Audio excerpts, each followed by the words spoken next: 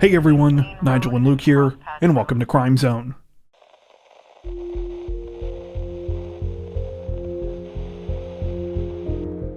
Representatives from Illinois' Oak Park Police Department say that they're still trying to recover roughly $300,000 in missing cash this week after it fell off the back of a money transport truck, attracting a frenzy of opportunistic thieves. The whole thing began last week on the afternoon of April 22nd when police received a call from a very embarrassed employee at Brink Security. The employee said that they had been driving through the Chicago suburbs that day when he noticed that the back door to his cash transport truck was open. Not only that, but money had clearly fallen out. When the employee realized what had happened and returned to the spot where he had previously been driving on Austin Boulevard, he could tell the situation wasn't good. When he got there, he saw a crowd of about 50 to 100 people stuffing money into their pockets and fleeing the scene on foot and in cars. After launching an investigation, police determined that 3 bags containing roughly $300,000 worth of U.S. currency had fallen from the truck. But by the time they arrived, both the cash and the people who'd taken it were long gone. Right now, the situation doesn't appear to be looking good for Brinks or for the police.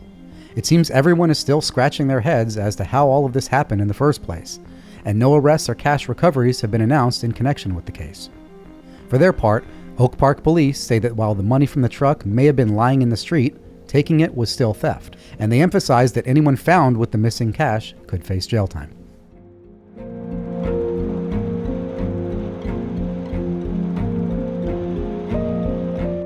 Authorities in the city of Newark, Delaware say that a local grad student is dead this week and several other people are injured after they were hit by a suspect in a stolen rental van who was attempting to flee from police. The whole thing began shortly before 4 p.m. on April 29th, when officers with the Newark Police Department received a tip about a missing U-Haul van. The van had been rented. It was supposed to be returned in the middle of March. However, it was never brought back. It had now been spotted at a shopping mall on East Main Street. When officers arrived, they waited for the driver to return. He turned out to be a 22-year-old man named Gordon Leon Turner III. As Turner and a passenger got into the van, they were approached by police who were preparing to conduct an arrest. However, before they could do so, Turner allegedly took off at a high rate of speed. Because of how busy the area was, police did not initiate a chase out of concern for the safety of members of the public. Unfortunately, this did not stop the situation from spiraling out of control, as due to Turner's speed and reckless driving, he quickly lost control of the van. The vehicle hit 2 pedestrians before slamming into multiple parked cars, some of which also had people inside. In the minutes that followed, emergency responders received a flood of 911 calls and rushed to the scene to help. Sadly, it was too late for one of the victims.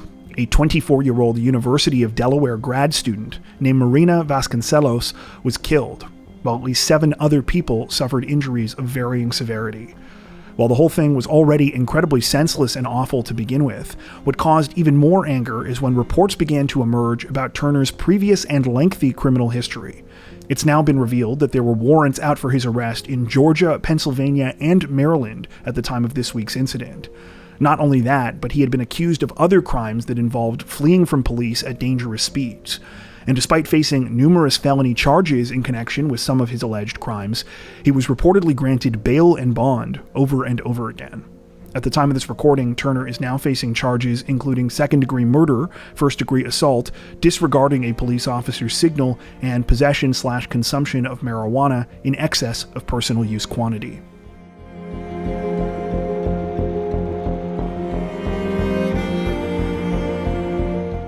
Authorities in Nelson County, Virginia say that a young woman is successfully in custody this week, days after she allegedly shot and killed a man who had just been denied a protective order against her. The whole thing began on April 18th when police in the community of Shipman were called about an unresponsive male on a property. They arrived to find 48-year-old Kevin Small, who was outside his home suffering from a single gunshot wound to the chest. Despite the best efforts of paramedics, Kevin was pronounced dead at the scene. Thanks to information from an alleged eyewitness, police quickly learned what had happened. A man told them that Kevin had been shot while he was on his tractor following an argument with a 22-year-old woman named Caitlin Ann Hypes. Unfortunately, by this time, Hypes had fled the scene, and officers were unable to locate her. This prompted a search that would last for the next several days. That search came to an end on April 22nd when Hypes was found at a residence 70 miles away in the city of Harrisonburg. She was finally taken into custody with the help of a special weapons and tactics team, crisis negotiators, and U.S. Marshals. At the time of this recording, almost no information is available about Hypes' relationship to Kevin or why she allegedly killed him. However, what has been released is troubling. According to reports, Hypes has a lengthy history of assault and battery arrests, at least 2 of which involved a family member. Despite this, she has never been convicted of any of these crimes. Most recently, she was found not guilty of an assault involving Kevin on April 16th, and that same day, a court denied a protective order request made by him against her. This was despite the fact that Hypes had previously been arrested for violating another protective order. This all happened just 2 days before Kevin was killed. Currently, Caitlin Hypes remains in custody and has been charged with second-degree murder and felony use of a firearm.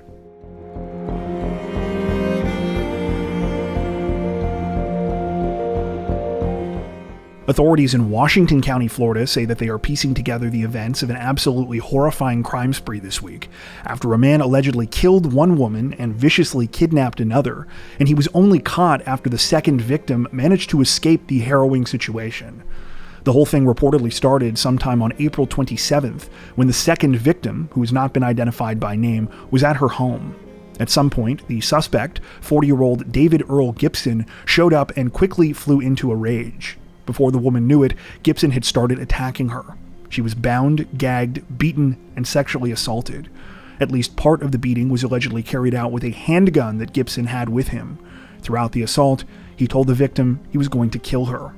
After being dragged from her home, the woman was taken to a car belonging to her 74-year-old mother-in-law, Letty Cooper Collins. She was then driven by Gibson to his property, where the nightmarish ordeal only continued. The woman later told police that she was handcuffed, duct-taped, and hog-tied by Gibson, then thrown into a storage container in his yard while completely nude.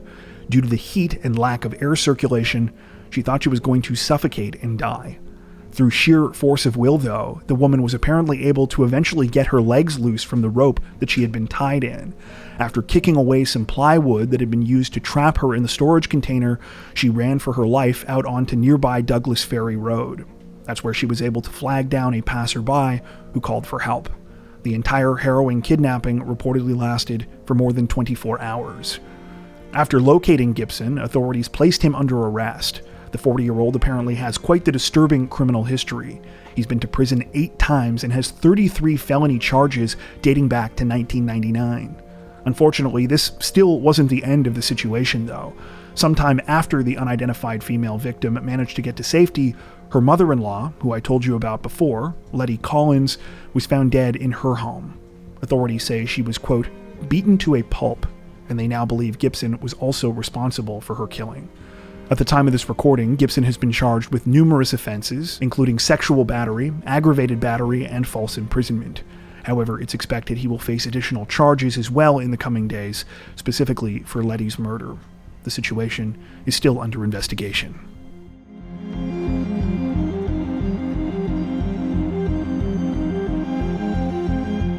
Authorities in Ocean County, New Jersey say that they were forced to arrest one of their own this week after an off-duty female officer with a local police department allegedly carried out a violent home invasion.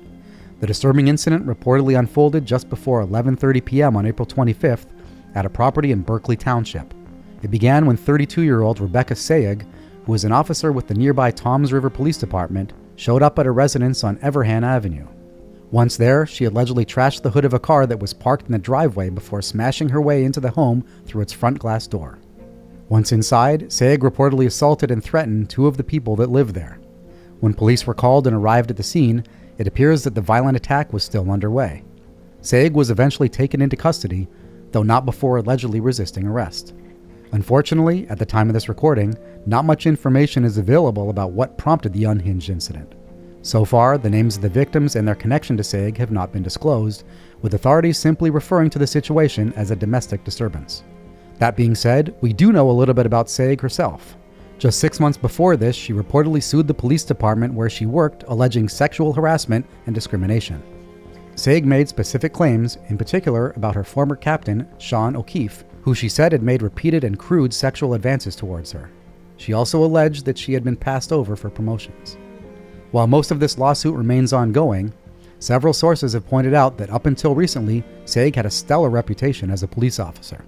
In fact, back in 2021, she'd received an award after saving a homeowner and her pets from a dangerous house fire. At the time of this recording, the 32-year-old remains in custody. She is now facing a number of charges, including home invasion burglary, assault, criminal mischief, terroristic threats, and resisting arrest.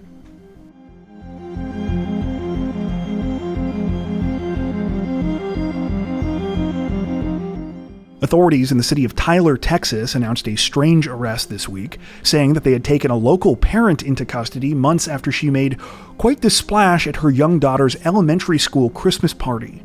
The party in question was held on December 20th, 2024, right before the beginning of the Christmas holidays. As usual, parents were encouraged to bring food and refreshments to the school so that their kids could enjoy a day of fun.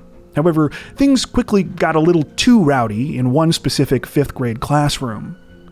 During the celebrations, a number of students started complaining of stomach aches and headaches. A few said that they were feeling dizzy, a couple vomited, and one kid apparently even passed out and fell to the ground. It didn't take long to track down the source of the mysterious and sudden illnesses. You see, one of the parents, now identified as 33-year-old Teresa Isabel Bernal, allegedly brought booze-filled Jell-O shots for her daughter's class. You're probably wondering why no one noticed this before the kids started sucking the shots back. Well, according to reports, some of the teachers did think it was an odd thing to bring to an elementary school party, but they didn't believe anyone would actually put alcohol in the Jell-O shots. Apparently, Bernal was a trusted and involved parent at the school, so people gave her the benefit of the doubt. When it became clear, though, that the Jell-O shots very much did contain alcohol, all of the affected students were sent to the school nurse. It turned out the illicit party favors were pretty popular, though, as just 4 kids were left in the 5th grade class after the teachers realized the students had been liquored up. Police were eventually alerted to what had happened and began investigating after the holidays. However, it apparently wasn't until last week that they finally built enough of a case that they felt they could move forward and arrest Bernal. According to a press release put out this week, Bernal claimed during interviews that the whole thing was an accident and that she believed the Jell-O shots were non-alcoholic. However, police say they don't buy this excuse. The small local business she apparently bought them from reportedly made it clear that the Jell-O shots were made with Smirnoff vodka, something that was supposedly easily confirmed just by smelling them. Bernal has now been charged with injury to a child. Additionally, authorities say she has been banned from the grounds of her daughter's school.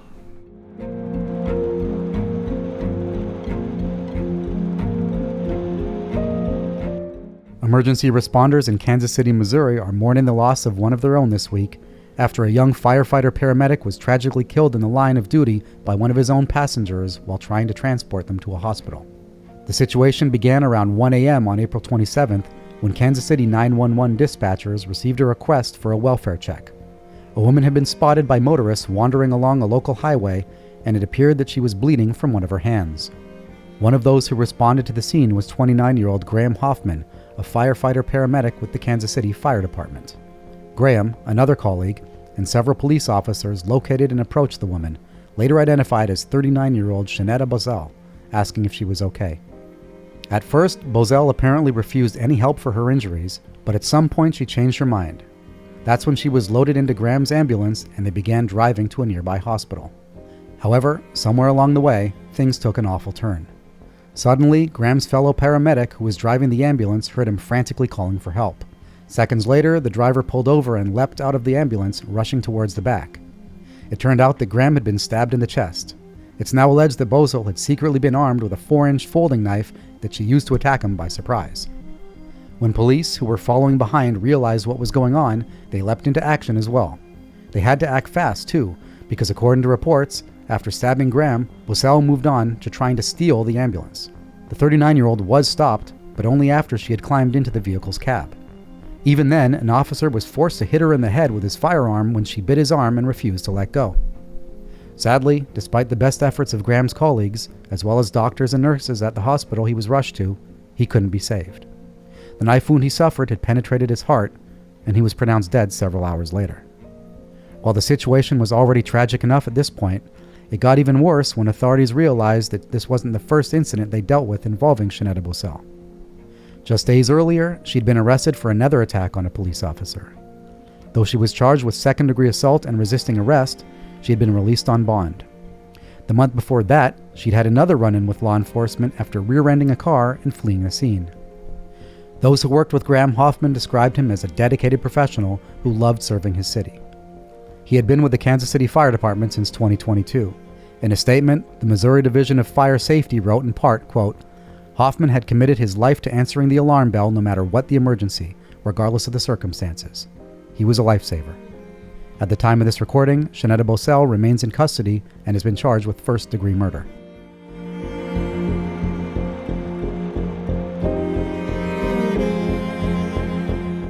Authorities in the city of Groton, Connecticut are trying to reassure the public this week, saying that they have made an arrest in a previously unsolved killing that many feared was the work of a serial killer. The whole thing began last month on March 19th when the Groton Police Department received a call from a concerned member of the public. The male caller explained that he'd noticed a black suitcase that had been left near some trash cans at the local Colonel Ledyard Cemetery for several weeks.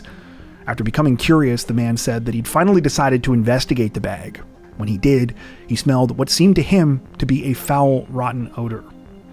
When officers were sent out to investigate, they quickly confirmed the unsettling discovery.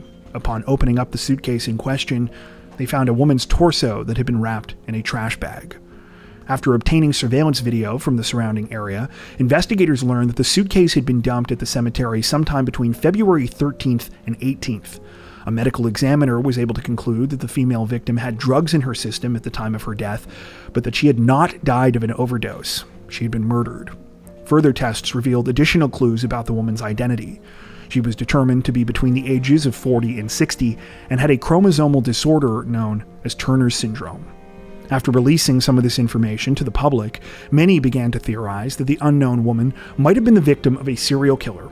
According to reports, the remains of nearly a dozen people have been found across New England over the past couple of months, leading many to speculate, especially online, that there was a serial killer loose in the region. However, this narrative began to shift when authorities received a call from a woman who said that she believed the description of the female victim in this case matched her sister, 58-year-old Suzanne Wormser. She said she'd been worried about Suzanne because she hadn't heard from her lately. Interestingly, Suzanne lived in an apartment approximately 800 feet from where the suitcase with the remains was recovered, and it turned out that none of Suzanne's neighbors had seen or heard from her in several weeks either. When police investigated further, they discovered that Suzanne was living with a 68-year-old man named Donald Koffel at the time of her disappearance, and police had actually responded to the residence twice back in February. On both occasions, Koffel threatened to take his own life, saying that he was suffering from a lot of pain due to terminal cancer. He had been admitted to a local hospital where he had remained ever since. Police obtained a warrant to search Suzanne and Koffel's apartment, where they discovered more disturbing signs that a crime had taken place there. This included knives, cleaning products, and a blood-stained bat. According to police, Koffel finally confessed to what had happened during his third interview with them. He stated that he had beaten Suzanne Wormser to death with the recovered baseball bat during an argument about crack cocaine. He said that after killing Suzanne, he kept her body in the apartment for a week and a half. He then cut her into pieces, threw some of the remains away in dumpsters, and then disposed of the torso in the suitcase by taking it to the cemetery. Koffel was arrested and has now been charged with murder, tampering with evidence, and improper disposal of a body. Even though the case against Koffel is quite convincing, it seems that the resolution here has not done much to alleviate concerns about a serial killer in New England. For their part, authorities in multiple states in the region have said that they are investigating, though have asked the public to be mindful about spreading potential misinformation before all the facts are known. At the time of this recording, the situation is still developing.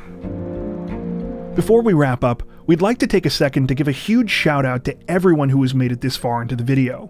Seriously, thank you so much for watching. If you found today's upload interesting and informative, we'd be honored if you consider liking and subscribing, as well as hitting the notification bell and selecting all notifications to stay up to date with our latest releases. If you're looking for additional ways to help support the channel, we'd love to have you join us over on Patreon. Patrons get ad-free and early access to all of our content, as well as 4 additional stories per week for each of our Crimes of the Week and Crimes of the Week International videos. You can learn more at patreon.com/crimezone, where you'll also find some of the fine folks whose names are currently on screen. All that being said, we understand that not everyone has the means to support financially, and that's totally okay. We appreciate every like, sub, share, and comment that you send our way. Once again, thanks so much everyone, and take care.